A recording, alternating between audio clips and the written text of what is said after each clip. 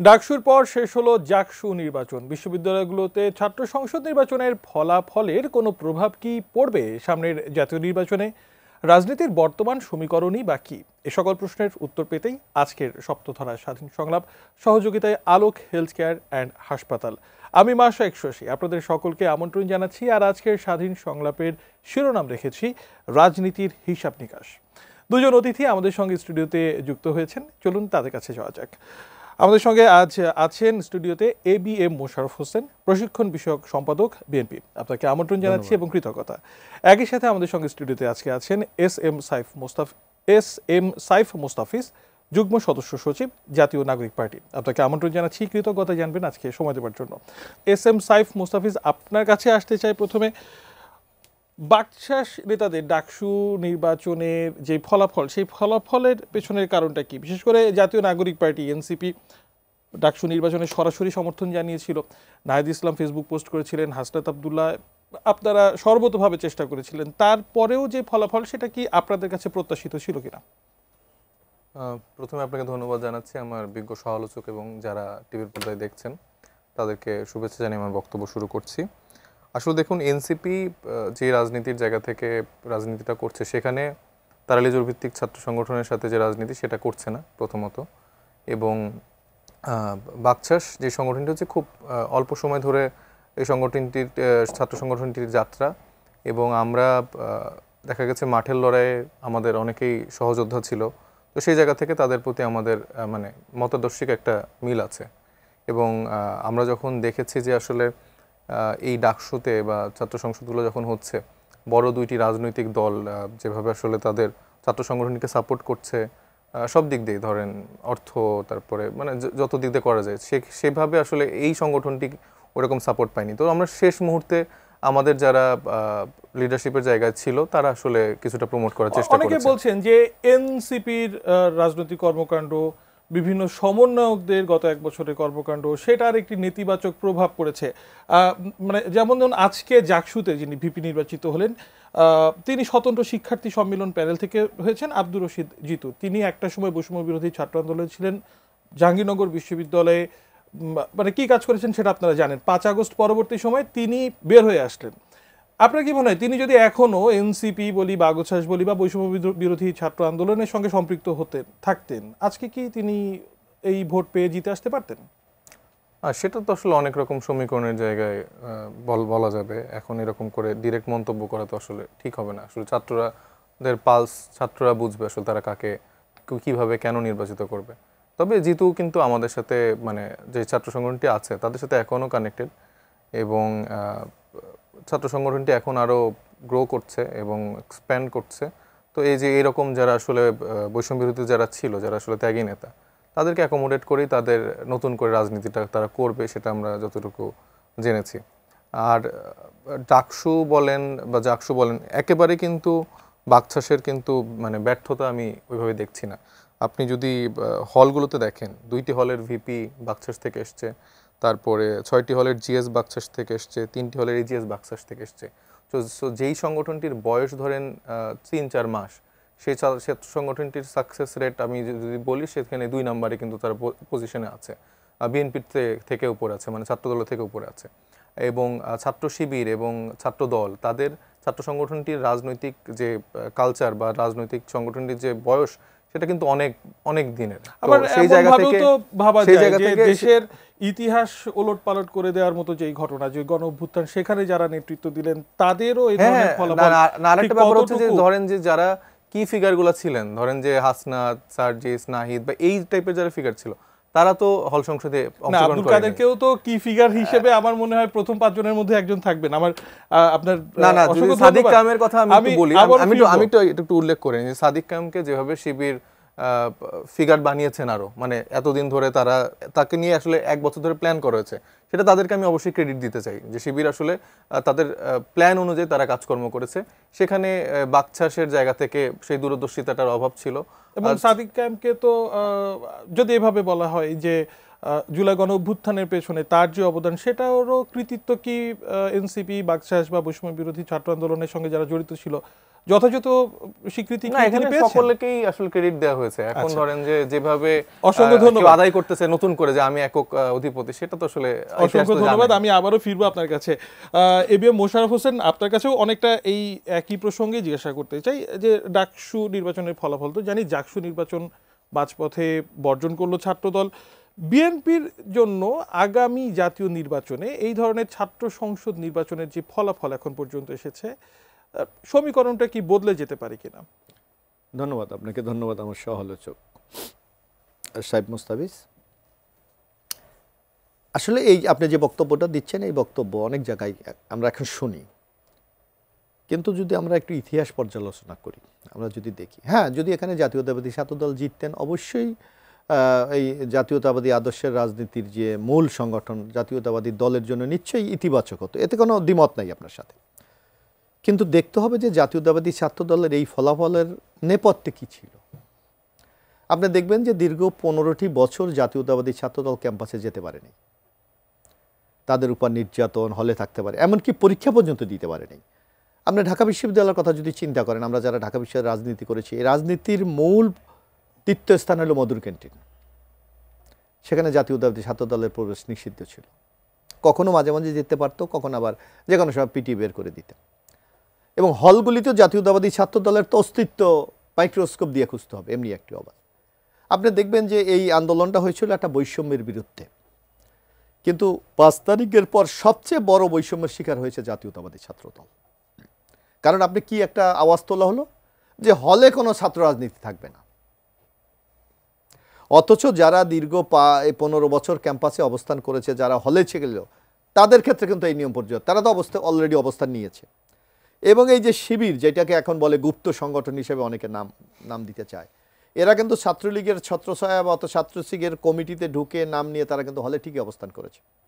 তো এখানে কর্তৃপক্ষ যারা ছিল ছাত্র সংগঠন, কিন্তু মোশাররফ ভাই, ধরেন 5 আগস্টের আগে 15 বছরের অবস্থা কেমন ছিল মোটামুটি আমরা সকলেই জানি। এর পরবর্তীতে প্রথম দিকে বলা হলো যে ছাত্র রাজনীতি করা যাবে না, বা সেটা নিয়েও পরবর্তীতে ছাত্র সংগঠন যেগুলো ছিল তাদের মধ্যে এক ধরনের, আমি যদি বলি আন্ডারস্ট্যান্ডিং, সেটা যখন হওয়ার পরবর্তীতে ছাত্র রাজনীতি যখন চলা শুরু হলো গত 1 বছরে, মানে কেন তাহলে হলের কথা যদি আমি আলাদা করে রাখি, ক্যাম্পাস ভিত্তিক রাজনীতিতে ছাত্রদল কেন জায়গা করতে পারলো? আমি জায়গা করতে পারিনি, এটা আপনার এই একেবারে সাধারণ সমীকরণ করলে হবে না। আপনাকে একটা জিনিস দেখেন যে একটা গ্রুপ কিন্তু হলে আছে, এবং আমরা বিশ্ববিদ্যালয় প্রশাসনের কাছ থেকে একটা নিরপেক্ষ ভূমিকা আশা করি, কারণ আমরা সবাই শিক্ষার্থী। আর যারা এখানে বিশ্ববিদ্যালয় প্রশাসন আছেন, তারা আমরা মনে করি তারা আমাদের গার্ডিয়ান, অভিভাবক, একটা নিরপেক্ষ ভূমিকা পালন করবে। আমরা এখন শুনি, কারণ অনেক আগে আমরা ছাত্র ছিলাম, এখন যে ঘটনাগুলি বিশ্ববিদ্যালয় থেকে বেরিয়ে আসছে সেগুলি কিন্তু একটা ভয়ঙ্কর। মানে এটা কি ডাকসু নির্বাচনের পরে আপনারা বুঝতে পারলেন বিশ্ববিদ্যালয়ের প্রশাসন আসলে আমি একটু বলি, এত ঘটনা তো আমাদের পক্ষে জানা সম্ভব ছিল না, কারণ যারা ওখানে রাজনীতি করে তারা কিন্তু ফাইট করেছে, কিন্তু পারেনি। যেমন আপনি মনে করছেন জাতীয়তাবাদী ছাত্র দলের একটা হল কমিটি ঘোষণা করা হয়েছিল, আপনার মনে আছে কিনা? তখন কিন্তু ক্যাম্পাসে যারা হলে অবস্থান নিত, এরা সবাই মিলে এমন একটা মত তৈরি করলো যে না, হলে কমিটি দেওয়া যাবে না, জাতীয়তাবাদী ছাত্রদলকে কিন্তু ঢুকতে দেয়নি। এটা অন্যতম একটা বৈষম্য, একটা কনস্পিরেসি। এক, তারপর আপনি দেখবেন 5 তারিখের পর আমরা যেই ঘটনাগুলি এখন জনমতে স্পষ্ট হচ্ছে, সেখানে সরকারের কাছ থেকে যারা আহত, যারা চিকিৎসা দরকার বা হলে, তাদের কাছ থেকে কিন্তু আর্থিক একটা সহায়তা করা হয়েছে। আমরা দেখেছি যে 3 জনকে দিয়ে বিশ্ববিদ্যালয় উপাচার্য সেই কাজটা পরিচালনা করেছে। একজন হলো এই যে যিনি বিপি হয়েছে কি সাদিক, হাসনাত আবদুল্লাহ এবং সারজিৎ। এবং ভিসি ইদানিং বলছেন যে এরা কোন সংগঠনের আমি চিনি না, আমি এটা ছাত্র হিসাবে এদেরকে দেখেছি।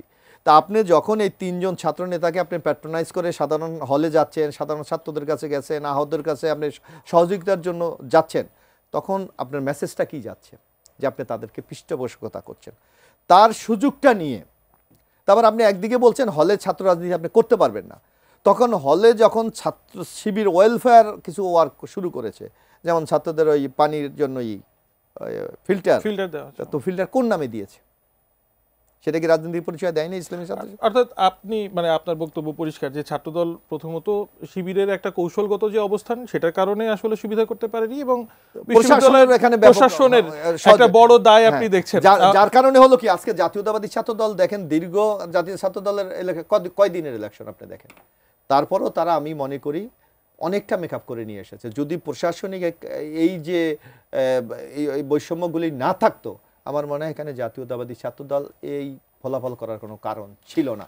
এক, দ্বিতীয়ত তো আবার আপনি দেখেন প্রশাসনটা ইলেকশনের দিন যে ঢাকা বিশ্ববিদ্যালয়ের মতো একটা মুক্ত চর্চার জায়গা, যেখানে আমরা বিশ্বাস করি যে একটা মুক্তিযুদ্ধের চেতনাকে এখানে লালন করে, অসাম্প্রদায়িক বাংলাদেশের স্বপ্ন ঢাকা বিশ্ববিদ্যালয় বাংলাদেশকে দেখায়, আগামী দিনে বাংলাদেশ কীভাবে সেই চিন্তা দেখায়।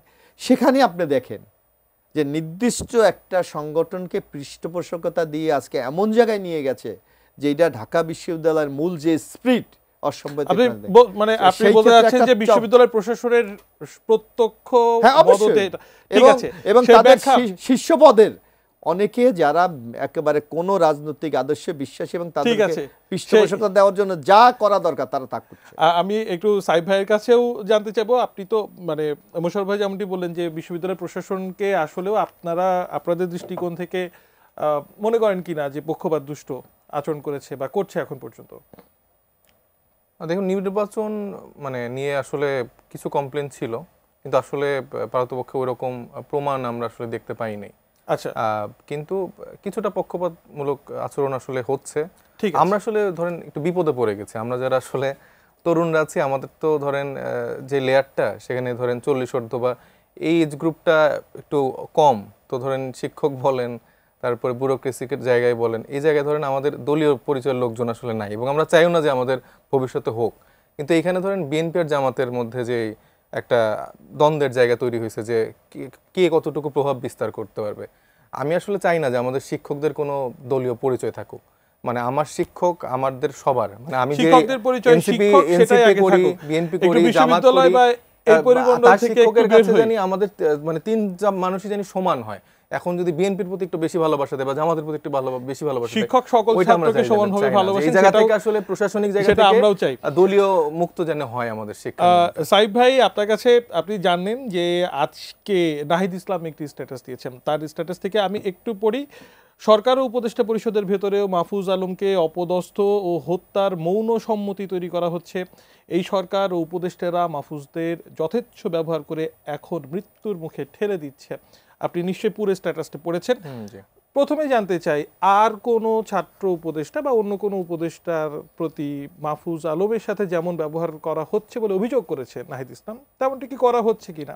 মানে মাহফুজ আলমের নাম তো আমরা শুনলাম, সামনে আরো কারোর নাম শুনবো কিনা?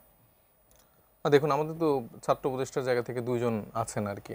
তো এই মানুষগুলো তো আসলে আমাদের মানে শুধু এনসিপি বা শুধু তরুণদের পার্টিসিপেশন করছে তা তো না, এটা আসলে ওনারা গণ অভ্যুত্থানের ফেস, সেই জায়গা থেকে ওনারা লড়াইটা করেছেন, এবং আমার মানে প্রথম থেকে তো সবাই ওন করছিল। এখন হঠাৎ করে আসলে একরকম বলছে এরা তো এনসিপির উপদেষ্টা, এরা তো তরুণদের উপদেষ্টা, এরকম অনেক ট্যাগিং হচ্ছে। এবং উপদেষ্টা মণ্ডলীতেও যারা আছেন তারা তো দেখা যাচ্ছে মানে বিভিন্ন দলের মতাদর্শিক জায়গায় আছে, এটা তো মোটামুটি ওপেন।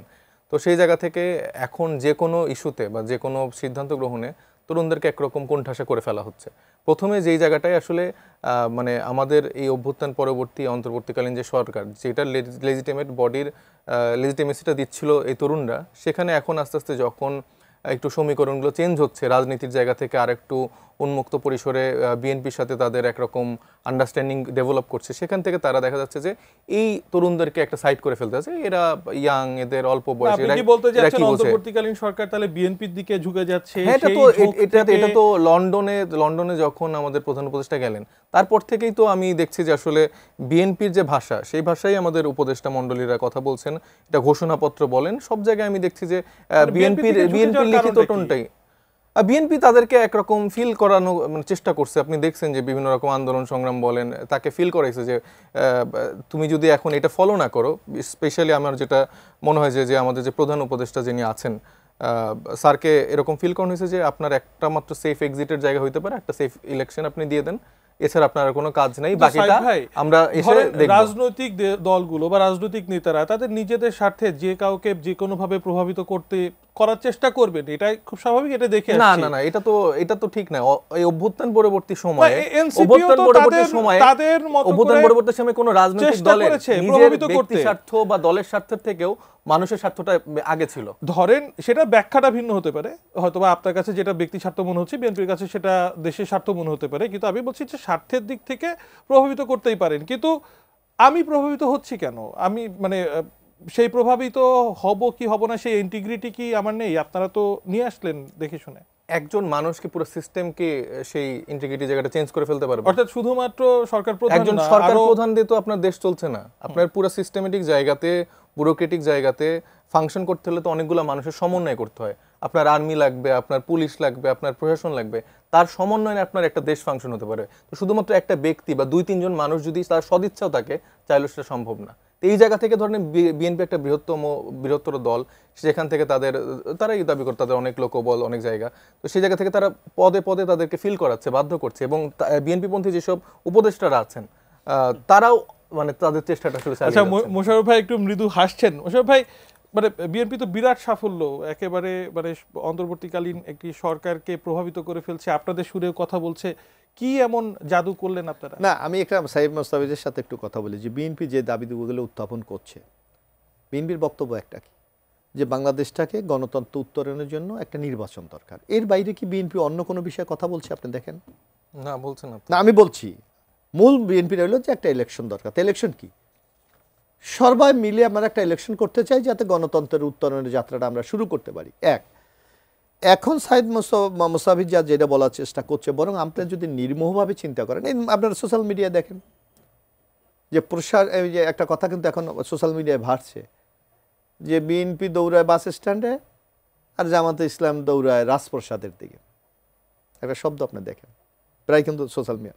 অর্থাৎ বিশ্ববিদ্যালয়ের প্রশাসনের লোকগুলি কারা, সচিবালয় গুরুত্বপূর্ণ জায়গায় কাদেরকে বসিয়েছে, সাইদ মুস্তাফিজেরা ওই দিকে কিন্তু দেখে না। সংকটটা কোথায় সেটা কিন্তু তারা আইডেন্টিফাই করতে পারছে না। তাদের মনে হচ্ছে যে বিএনপি একটি বড় সংগঠন, সব কিছু বিএনপির ইঙ্গিতে হচ্ছে। কিন্তু না, আমরা যারা মাঠে কাজ করি আমরা কিন্তু বুঝতে পারছি যে আমরা কত ডিফিকাল্টি ফেস করতেছি, কারণ প্রশাসন আমাদেরকে কোনোভাবেই সহায়তা করছে না।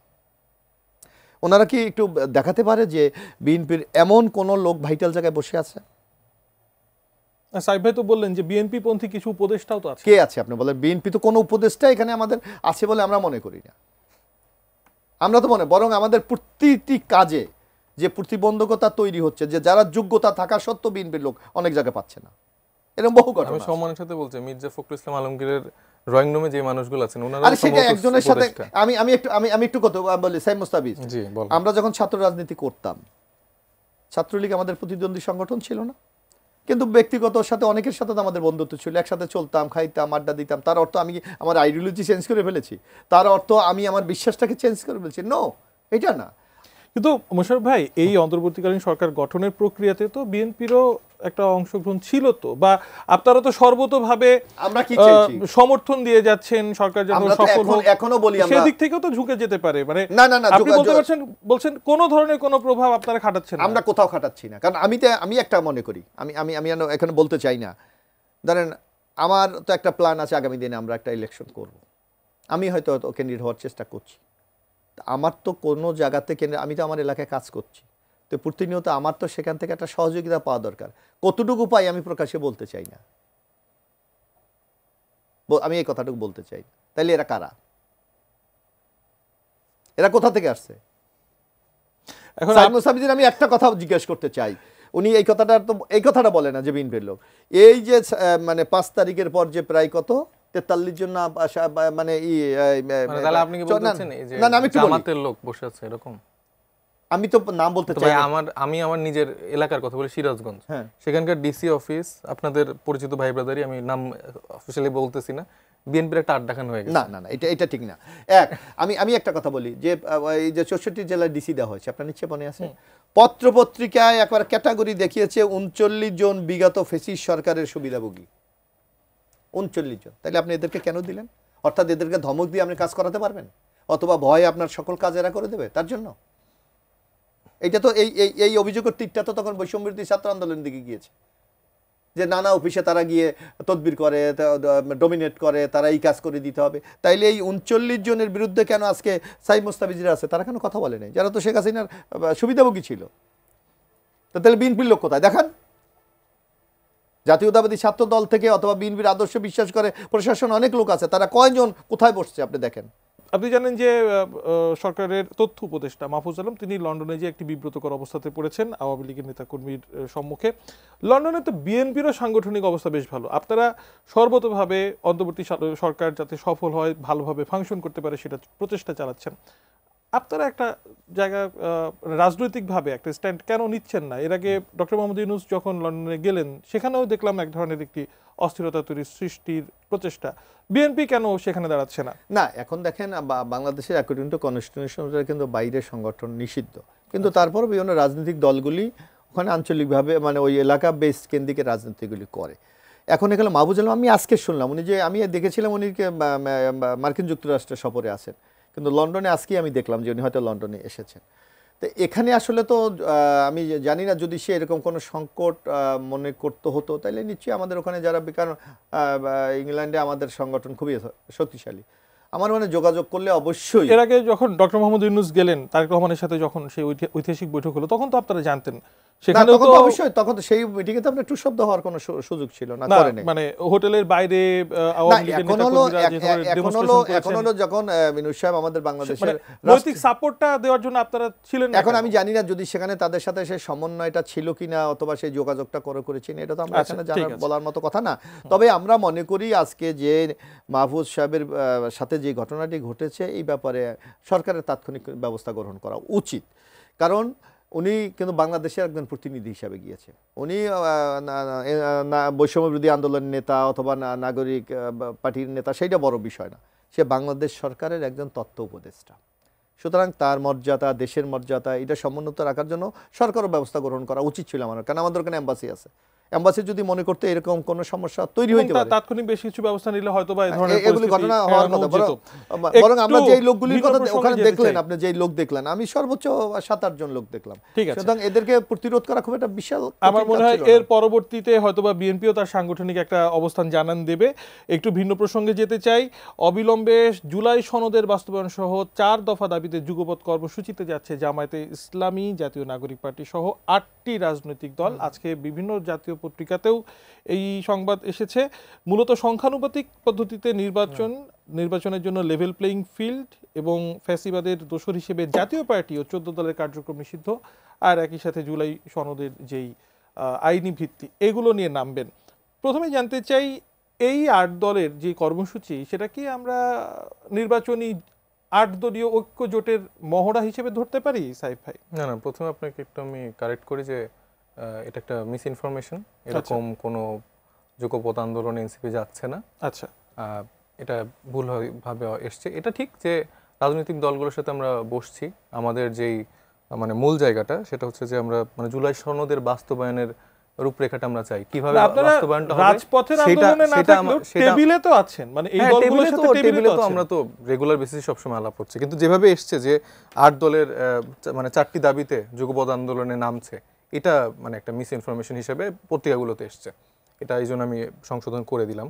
আর হচ্ছে মূলত আমরা যেটা বললাম যে জুলাই সনদের বাস্তবায়নের যে রূপরেখাটা সেটা আমাদের পক্ষ থেকে তো আমরা একরকম ফরম্যাট আমরা বলেছি যে আমরা মানে গণপরিষদ নির্বাচনের মাধ্যমে নতুন সংবিধানের মাধ্যমে আসলে আমরা চাই যে মৌলিক সংস্কার জায়গাগুলো বাস্তবায়িত হোক, এবং এই ক্ষেত্রে আরও কয়েকটি পদ্ধতির কথা এসছে, 6টি পদ্ধতির কথা ঐক্যমত্য কমিশনের কাছে এসছে। সো আমরা এরকম না যে আমরা রিজিট এই একটা বিষয়।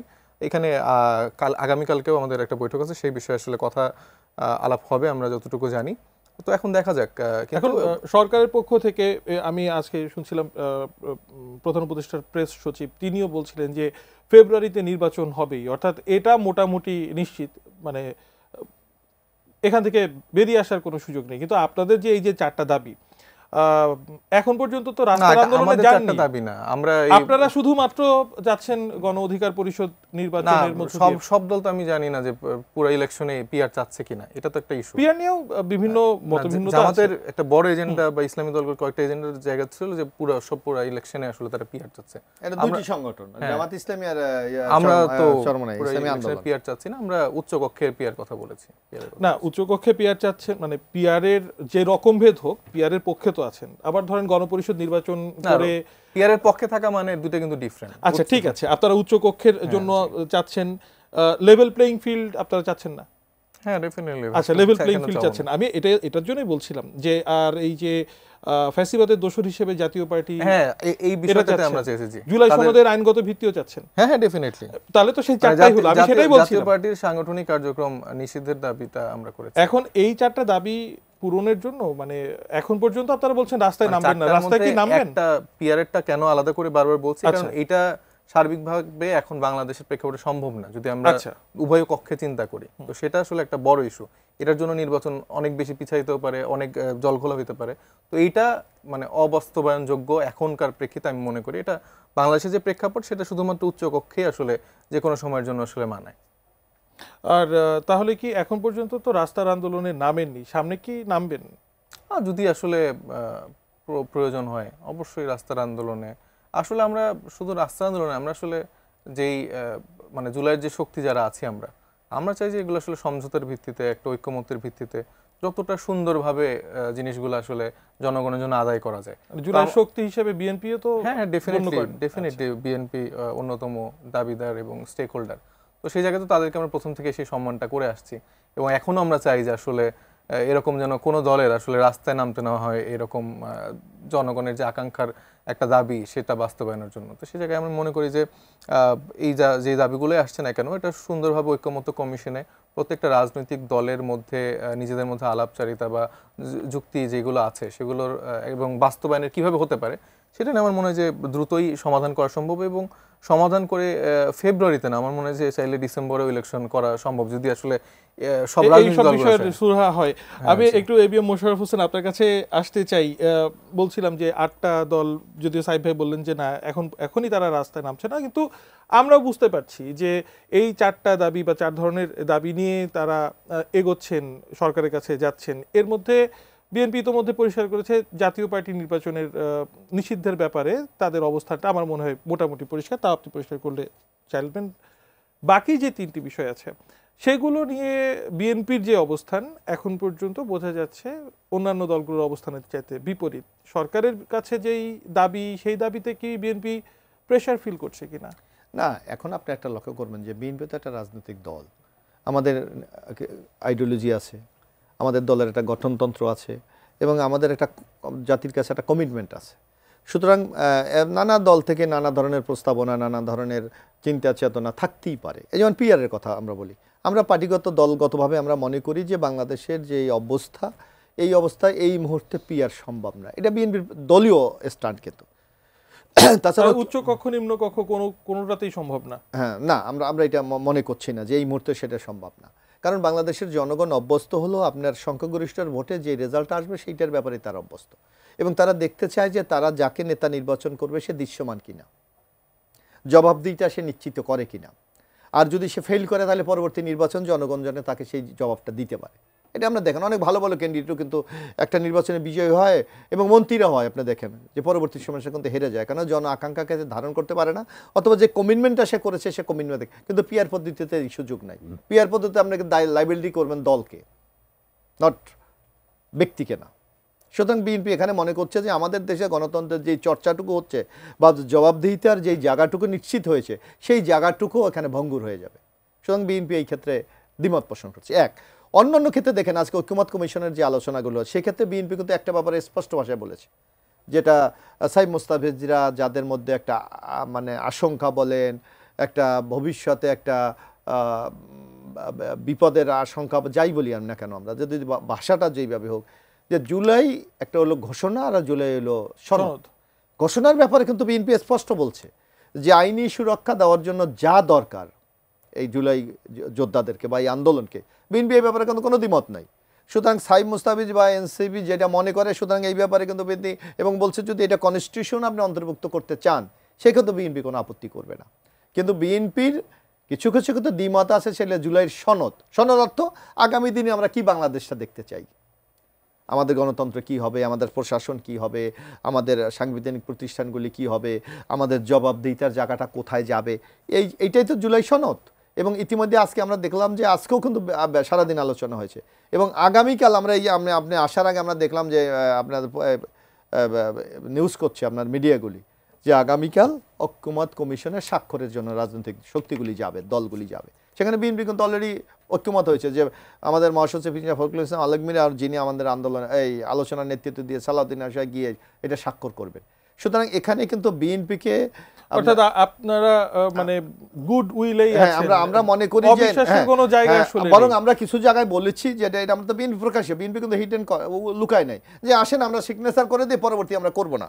আপনারা খোলা মনেই প্রস্তুত আছেন বলেছেন, এবং আমরা কিছু কিছু জায়গায় আমরা নোট অফ ডিসেন্ট দিয়েছি। কেন দিয়েছি আমরা কিন্তু সেটা ব্যাখ্যা দিয়েছি যে এই কারণে আমরা মনে করি এই ক্ষেত্রে আমাদের আপত্তি আছে। এস এম সাইফ মুস্তাফিজ, আপনার কাছে আসতে চাই। মোশাররফ ভাই বলছিলেন যে জুলাই ঘোষণাপত্রের পক্ষে তো তারা ছিলেন, জুলাই সনদের যে আইনি ভিত্তি দেওয়া নিয়ে যে অবিশ্বাস, সেই অবিশ্বাসেরও আসলে সুযোগ নেই। নির্বাচনের পরে তারা সেটা আইনি ভিত্তি দেওয়ার জন্য যা যা করা লাগে করতে হবে। আপনারা বিশ্বাস করছেন না কেন? বিশ্বাস কেন করছি না, আমি কিছু তিক্ত সত্য কথা বলি। ব্যাপারটা হচ্ছে যে আপনি একটু আগে বললেন যে মাহফুজ আলমের উপরে আক্রমণ হয়েছে। কিছুদিন আগে আপনারা দেখেছেন গোপালগঞ্জে আমাদের উপর একরকম আক্রমণ হলো, এবং আমরা হত্যযোগ্য আমাদেরকে কিন্তু করে তোলা হয়েছিল সে সময়টায়। এবং বিভিন্নভাবে ধরেন যারা অভ্যুত্থানের সম্মুখ সারির যে মানুষগুলো ছিলেন তাদেরকে বিভিন্নভাবে আস্তে আস্তে হত্যার সম্মুখীন হওয়ার একটা প্রচেষ্টা করানো হচ্ছে, এবং সেক্ষেত্রে আওয়ামী লীগের একটা বড় প্রভাব আমরা দেখতে পাচ্ছি। এছাড়া আরও কিছু গোষ্ঠীও থাকতে পারে, সেটা আমরা জানি না, তবে আমরা মোটা দাগে আওয়ামী লীগকেই চিন্তা করি। এবং আওয়ামী লীগ কেনই শক্তিশালী হয়ে উঠতে পারছে সেটা কিন্তু আমাদের এই অনৈক্য, আমাদের এই রাজনৈতিক দলগুলোর মধ্যে আসলে একরকম যেই ঐক্যমত্যের ভিত্তিতে যেরকম ডিসিশনগুলো নেওয়া উচিত ছিল সেগুলো আমরা পারিনি। বিএনপির একটা বড় রকমের দায়বদ্ধতার জায়গা আছে বলে আমি মনে করি। এবং আপনি যদি আপনি যদি দেখেন যে আসলে যদি আওয়ামী লীগ কোনোভাবে ফিরে আসার পর প্রথমেই যাদেরকে হত্যা করা হবে তাদের মধ্যে লিস্টে তারেক রহমান সাহেব একদমই থাকবেন না, তাদের মধ্যে লিস্টে মির্জা ফখরুল ইসলাম আলমগীর একদমই থাকবেন না, তাদের মধ্যে লিস্টে বিএনপির যত প্রসারী উপরের দিকের যত নেতা আছে কেউই সেই লিস্টে থাকবে না। লিস্টে থাকবে নাহিদ, লিস্টে থাকবে আসিফ, লিস্টে থাকবে মাহফুজ, লিস্টে থাকবে হাসনাত, লিস্টে থাকবে সাজ্জিদ। এবং আপনি দেখেন বিএনপি 17 বছর ধরে যেই কাজগুলো তারা সম্পন্ন করতে পারেনি তাদেরকে আমি প্রচণ্ড সম্মান করি। আমার ফ্যামিলিতেও বিএনপির রাজনীতি করে এমন অনেক মানুষ আছে, তাদের ত্যাগের জায়গা আছে, কিন্তু তারা সামষ্টিকভাবে তাদের আন্দোলনটা, তাদের এই জার্নিটাকে সফল করতে পারেনি। কিন্তু যেই তরুণরা প্রাণ দিল, যে তরুণরা অঙ্গহানি করে তাদের এই বিজয়টা এনে দিল, তাদের যে চাওয়াগুলো আছে বাংলাদেশের প্রেক্ষাপটে, তাদের যেই সুরক্ষার জায়গাগুলো আছে সেগুলো পেতে এত এত রকম বাধা, এত রকম জায়গা তৈরি করা হচ্ছে। এবং আমি আরেকটা কথা বলতে চাই, আপনি লিস্ট করে দেখেন বিএনপির যত বড় লিডাররা আছেন তাদের কোনো সন্তান শহীদ হয়েছে কিনা। প্রত্যেকের সন্তান বিদেশে খুব ভালো মতো পড়াশোনা করছে, এবং দিন শেষে তারা যে বারবার বলেন যে আমরা ক্ষমতায় আসলে সবকিছু করব, একটু করেই দেখেন না কেন আমরা এই ট্রায়াল এন্ড এররে যাব না। আমরা আবার নতুন করে আমজনতা 2000-এর অধিক মানুষ জীবনও দিতে চাই না, 40,000 মানুষ অঙ্গহানিও করতে চাই না। মোশাররফ ভাই, আমার হাতে সময় একেবারেই নেই, 30 সেকেন্ডে শেষ কিছু যদি না। এখন দেখেন রাজনীতিতে ট্রাস্ট একটা ইম্পর্টেন্ট ব্যাপার, আপনাকে বিশ্বাস করতেই হবে।